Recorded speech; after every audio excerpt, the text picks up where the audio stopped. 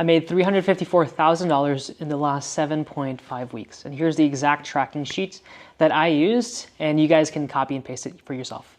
But first of all, let's start off with proof. Let's look at the payment processors and the dashboards. So everybody can say they made X amount of money, but I want to show proof first. So we're at Stripe, $231,000. Top left is my name. That's also my Instagram handle. So let's do a quick refresh, 231.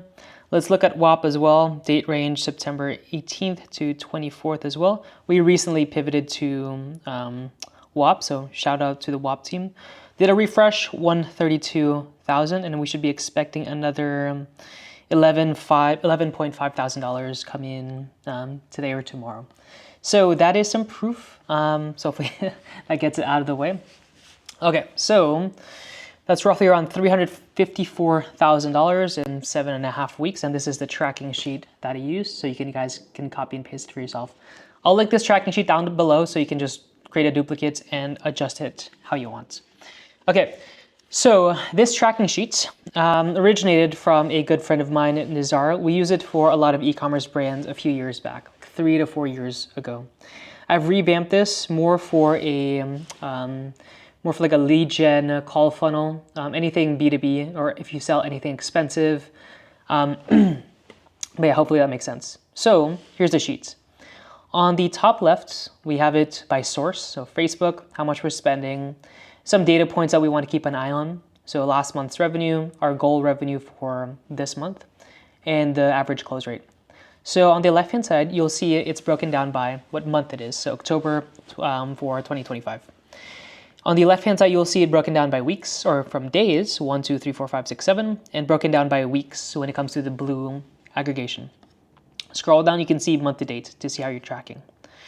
On this blue section, this is Facebook data. Facebook will over and under report. So you would need to actually have true data, which is usually your CRM.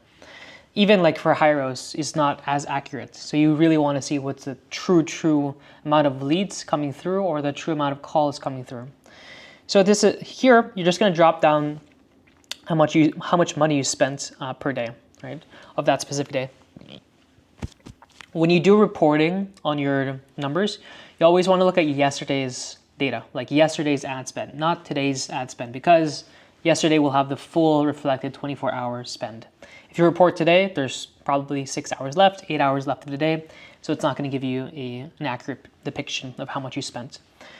So you fill it out on the day, how much money you spent. Here you fill it out by leads. So either leads or for us, we use Typeform applications. So we fill out Typeform applications. On this section, it will automatically populate how much is each lead or how much is each Typeform application. So you know how much you're paying. Then you'll see the amount of calls that Facebook is reporting on dashboard, which will give you your cost per book call, CPBC. This will automatically populate. So here you can see we spent $1,000. This is an example, by the way. I wish my stats were a $10 cost per application, but we spent $1,000 yesterday. Okay, so the ad spend for this example is $1,000. The amount of leads for this example is 100. You get a $10 CPL, and so you get 10 calls, which will give you a $100 cost per book call. It's pretty good. But here, this yellow section is the actual true backend data. What you see, what your closers see, what your setters see. Here, this is your true total leads, and then here's going to be the total qualified leads. Because reason why you want to track this is you're going to get some unqualified leads. You're going to get some funnel hackers, which is normal. You typically want to have like less than 50% of funnel hackers fake leads, right? So you want to keep track of, are these leads even real? If they have a real email address, real name, real phone number. But yeah, so this is all the leads on the back end. Here's the total amount of leads. This will collate your total cost per lead and then your total cost per qualified lead. So you can see the delta, the difference between the two, real leads and total leads. Not only that, you want to track manually. Your setters or closers will give you like an end of day summary, how many calls got on their calendar. So you can track total amount of calls booked. So your auto calls. And then here is going to be total calls that were booked by your setters. That's why it's labeled by S. So set calls. Because some of these leads, right? You get 100 leads. Not all of them are going to convert to an auto call, an auto booking. So your setters will reach out to all the leads to convert them to a call. And these are called set calls.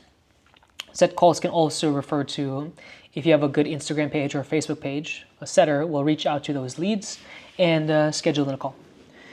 Not only that, obviously if you get 10 calls from Meta or Facebook, not all of them are going to be qualified. Best case, everybody is. But obviously you want to prepare for worst case. So we also track the unqualified leads. We just put, how many unqualified leads, and we put a minus sign. So when it does the financial calculation on this sheet, it'll auto calculate the actual cost per qualified book call for true data. Here you can see the lead to call ratio. That's basically how many calls you got from how many leads you got. Here in this example, it's 15%. Now this will give you your total true cost per qualified lead based off not Facebook data, but the actual backend data on your CRM from your auto calls, your unqualified calls, and also your set calls too. So that's the yellow. So blue is just Meta. That's for one funnel. Yellow is going to be backend data. And then this section, sales, is also very important. You can see the calls today. This means how many calls are on your calendar, right? How many calls are on your calendar? So those calls could have come from, last week's data, which is completely fine. This is your calls today on your calendar.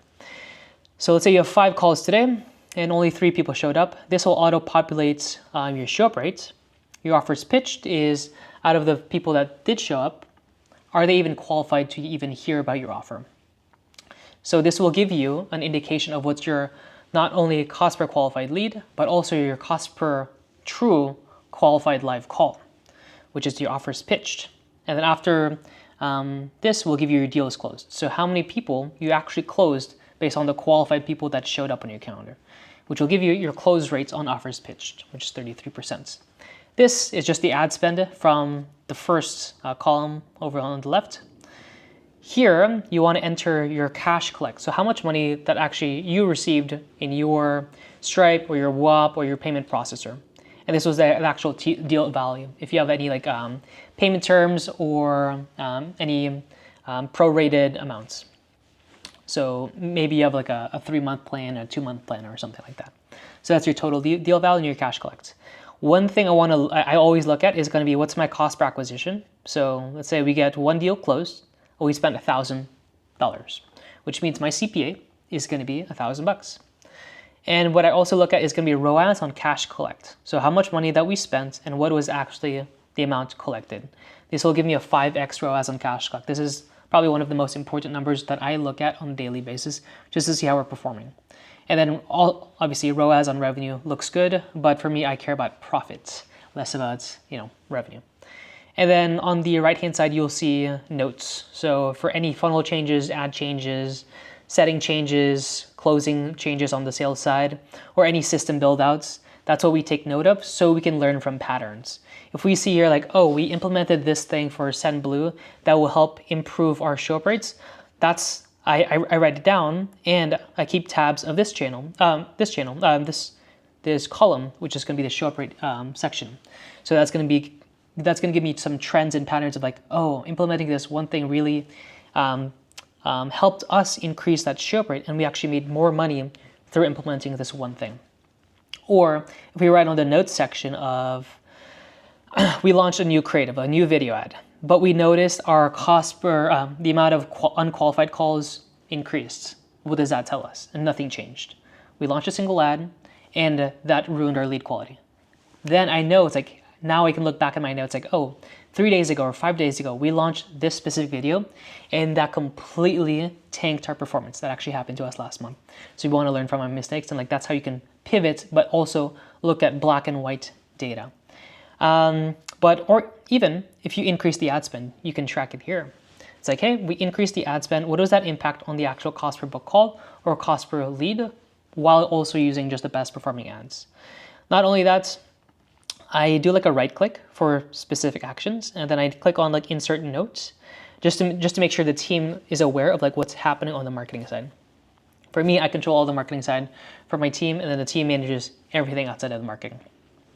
So I just want to make sure they're in the loop of like what messagings are going out, what type of funnels are going out, and etc. For clients that do work with me, we build out just like a custom tracking sheet. Not only this, because for some clients, they use different types of funnels. Because like for us, we don't do cookie cutter funnels. So for some clients, they do like webinar funnels plus a VSL call funnel. Some clients do a low ticket to high ticket with a webinar plus a free PDF. It's a lot of funnels. We have another client doing profile visit ads, story sequence ads. So they're all different types of tracking sheets based off what funnel each client is using. But it's going to be a similar layout where we can see the true data, the marketing data, the backend data, the sales data, so we can see at a high overview what's working and what's not, so we can really learn from black and white numbers. Hopefully this helps. I'm going to put it in the tracking sheet. There's no CTA. You don't have to do anything about it anyways. Much love, and I'll see you tomorrow. Cheers, guys. Bye.